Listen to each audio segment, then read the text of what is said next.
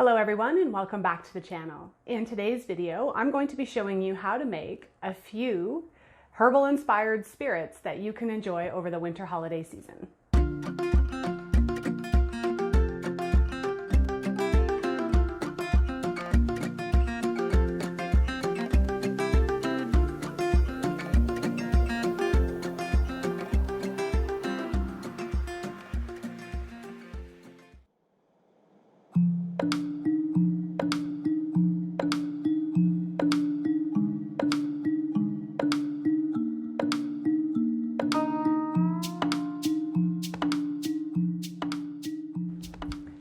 So this video is coming at you as a Patreon request. And the question was, what does my family do to prepare for the winter holiday season? What are some of our favorite recipes? What are some of the activities that we engage in? And I was so excited about this question that I've actually decided to do a series of videos. So I'm trying to have them come out in a fairly timely manner, so that way if you choose to participate in these activities, you can have everything ready for Christmas, Yule, winter solstice, Hanukkah, whatever it is that you and your family celebrates. My family celebrates both Yule and Christmas, and we love this holiday season. It helps to bring in some joy and brightness and light into our lives during what is cold, dark, and wintry weather. So because I want this to be in time for you guys to be able to follow along with me, we're going to start the video series winter preparations with making some herbal inspired spirits, because they do take some time. So if you're just watching this now, you've got enough time. It's about 3 to 4 weeks you want to let these sit. So we're getting there just under the wire. The first recipe I found last year, and it was provided by Sweetgrass Herbals. I'm going to make sure that I post all of her information below. This is her recipe. I'm tweaking it just slightly. And it is going to be a brandy infused spirit. And the herbs you're going to need are tulsi or holy basil, which is an amazing nervine if you haven't worked with this plant before. It wasn't a part of my original materia medica when I was studying in school, because it does grow in India traditionally. It can be grown here, not as a perennial, but as an annual. And so I'm just starting to learn about it myself, and I know that because it's a part of the mint family, it is an amazing nervine, really fantastic for supporting all stress-related conditions, anything that would support the nervous system. It's also a fantastic digestive herb, of course, being a part of the mint family. And it has some really interesting immune modulating properties because it does kind of fall under that adaptogen category as well. So you're going to need tulsi or holy basil, and you're going to need 1/3 of a cup. You're also going to need some hibiscus, and Sweetgrass Herbals recipe calls for 1/4 of a cup, and this year I'm going to bump it up to 1/3 of a cup. I think it'll be really tasty that way. And you're going to need some brandy. You're going to need either a vanilla bean or vanilla extract if you can't find vanilla beans like me. And that's it. So pick a mason jar. I'm going with the 1 liter sized, okay, which I believe is a gallon in the States for my American friends. And you just want to add your herbs in. And so I have my 1/3 cup of tulsi or holy basil. And I probably should have a wide mouth funnel. So I'm just gonna sneak in front of the camera here and grab that because I know how messy I am. So I have my 1/3 of a cup of holy basil or tulsi. And I have my 1/3 of a cup, and remember the original recipe called for 1/4 of a cup of hibiscus, but I'm bumping it up to 1/3 this year. And because I don't have vanilla beans where I am, they're really hard to find right now, even online, I'm going to be using vanilla extract. So try to find a good quality vanilla extract if you can. And the substitute for 1 vanilla bean is about 1 tablespoon of vanilla extract. So I'm going to pour that in. It does, last year I managed to find a vanilla bean, and it tasted quite lovely, but I think the extract's going to do well. And my friend Mana, who is over at Radical Root Herbs, I'll post her information as well, she used powdered vanilla this year. So if you have access to that, I believe the equivalent would be about the same, again, 1 tablespoon. And then you're just going to pour in your brandy. And you want to fill your jar about 2/3 of the way or so.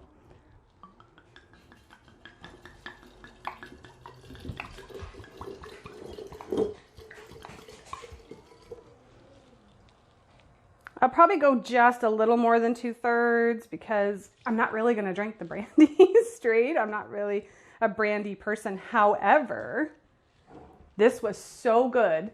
To me, it didn't taste like just straight brandy, of course, right? Infused with all of these amazing herbs. So you want to fill it about 2/3 of the way or so full.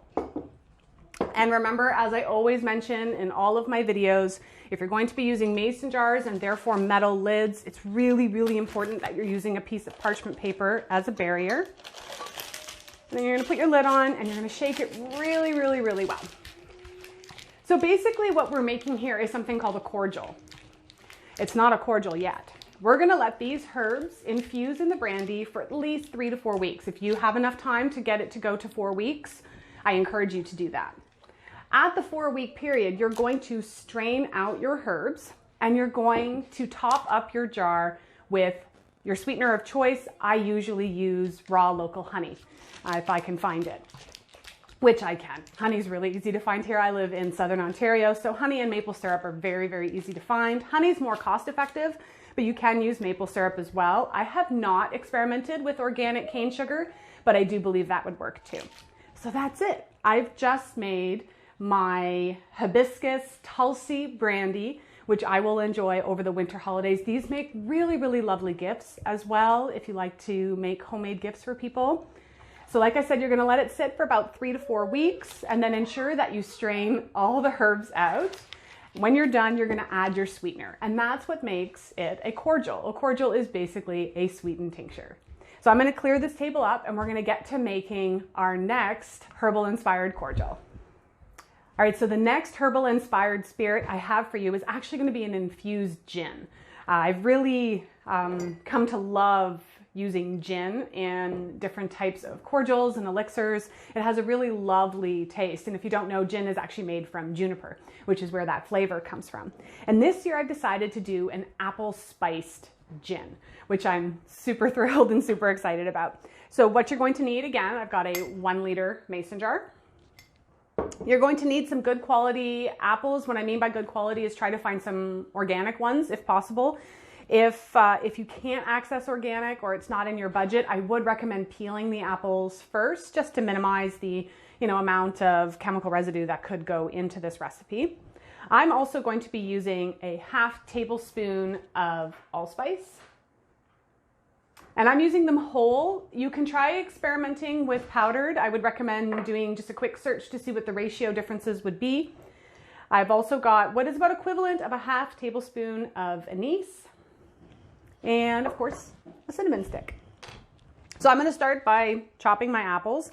And because we will be removing the apples from this before we consume it, I'm not even going to bother to remove the seeds or anything. I'm just going to chop them into fairly thin slices and put them right into my jar.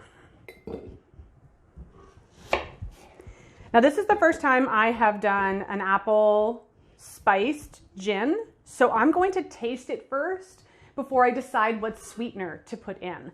I'm uncertain, go with your flavor profile, go with what you like and what you think will taste good. My guess is that maple syrup is going to be quite lovely in this, but I think honey will do as well, but I'm going to want to taste it first. So as I said, I'm just going to chop up my apples.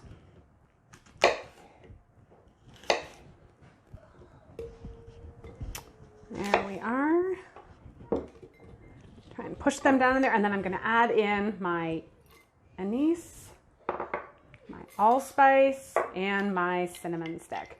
And if you prefer cloves or nutmeg, feel free to experiment with this. I really think that most of these warming carminative herbs like anise and clove and cinnamon and ginger, they really complement each other and work really well together in recipes. So work with what you have access to and what you really enjoy. All of these herbs are going to be really great for supporting the digestion as well. And then just like we did with the hibiscus and Tulsi brandy, you're just going to pour in your gin. And if you don't want to use gin, vodka would probably be a great substitute as well.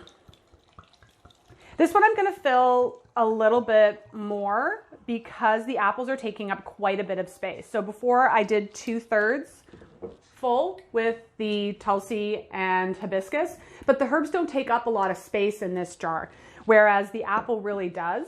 Oh my gosh, look how pretty that is. It's beautiful. So I'm going to fill it almost all the way to the top and set this off to the side. And then of course, using my parchment paper and my lid. And just like the infused brandy that we made before, you're going to want this to sit for about 3 to 4 weeks, and you're going to start to see the apples break down. That's okay. They're supposed to do that. You know, and whenever you think about it, give it a good shake, just like you do when you're making your tinctures. After your 3 to 4 week period, you're going to strain out all of your fruit and your herbs, and then add in your sweetener of choice. Like I said, give it a little bit of a taste and see if you think it's going to be better with honey or with maple syrup. And you're probably going to add about 1/3 to 1/2 cup. And this is very much to taste as well. So again, once you strain out your herbs, you're going to add in your sweetener. Start with 1/4 cup. You can go up from there. Some people like them sweeter. These are designed to be more sipping beverages, or maybe watered down with some tonic water or club soda. So you're not going to be, you know, it's very sweet if you just drink it straight. So I definitely recommend it on the rocks. So as one last note, if you're not a big fan of apples or can't source them for some reason, this would probably be super tasty with something like pears, maybe some red currants, even cranberries. So experiment with some of the local fruit that you have and some of your favorites. So I hope you enjoyed this first video in what will be a series of videos on how we prepare for the winter holiday season here. If you have any questions or comments, please leave them below. And stay tuned for future videos where I'm going to be sharing some of our favorite herbal inspired baking recipes, herbal decorations, and quite a few other goodies, and how we prepare for the Yuletide season. Until next time, this is Correne from Spirea Herbs, wishing you health and wellness.